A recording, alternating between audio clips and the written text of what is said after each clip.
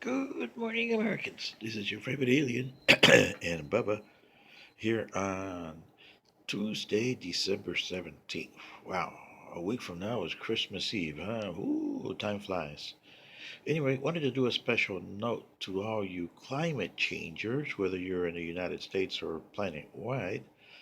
So here it goes. Dear climate changers, this is your favorite alien.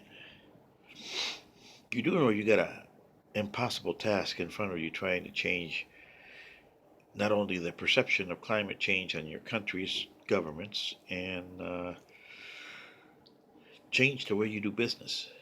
You got to take a good look at your profit, or as you call it, capitalism and or communism. They're not working because you need to change your point of view in order to change the climate. And reduction of emissions to the atmosphere is not going to do the trick. You still have to work on those, and you still have to work on ways that you can improve your industry so that it does not hurt you that much. That means changing how you do things and what industry is about profit and communism.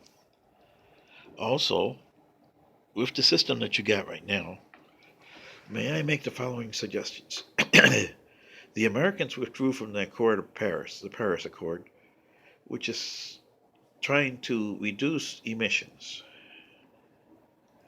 President Trump is a short sighted president. He doesn't know what he's doing. But here is my agreement.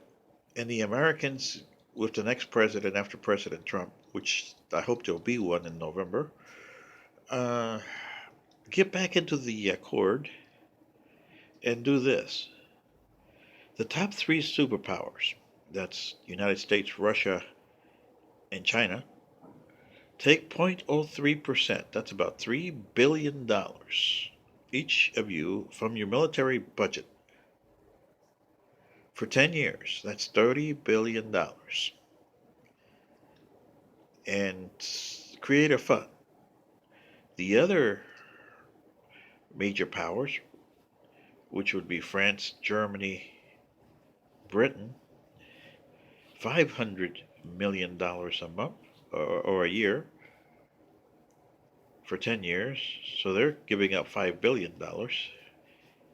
So that's 30 billion for the United States, China, and that's 90 billion in 10 years, or it's 3 billion a year. So that's 9 billion. And France, Germany, and Japan and England each give up 500 million. So you see, you add that up. Then the G20, the remainder of the G20, gives up 300 million a year. And all other countries on the planet between 10 and $50 million. This fund will allow you to create plants all through the planet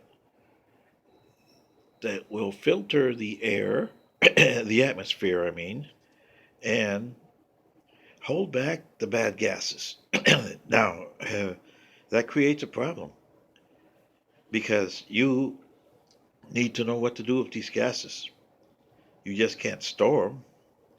So you're going to have to create other industries. There's going to be industries that's going to make money uh, with this by taking the gases out of the atmosphere. And then you can create other industries that can take these gases and do something that works for your people with them. That's how we do business where I come from. Keeps our atmosphere more or less in check. It's never 100%. You're still going to have some pollution up there. But if you can keep it under 5%, that is the goal. Under 5% pollution. Right now, your pollution rate is over 90% up there because you're doing nothing. And eventually, that's going to cost your atmosphere trouble. But if you keep it at 5% or less, you're doing pretty good because that's the normal average for planets. Even that you don't have no life on them, they still got pollution up there, 5% or less. So, this is your favorite alien asking for all you climate changers, let me know what you think of this. This is just a cursory review. this is an in-depth thing. It took us 3 centuries to get this done. Okay, but our home planet, our adopted home planet, is a lot better for it. It wasn't whoever had that planet before, because their civilization was gone long before we got there, had really damaged that planet like you had.